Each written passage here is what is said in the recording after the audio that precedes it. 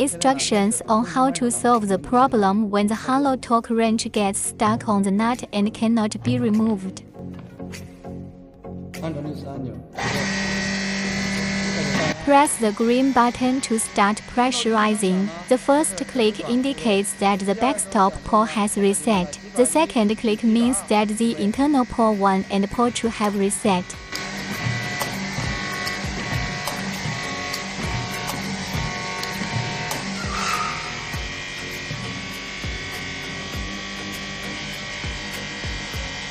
When the wrench is not operated continuously, if the bolt cannot be turned any further, it means the pre-tightening is completed.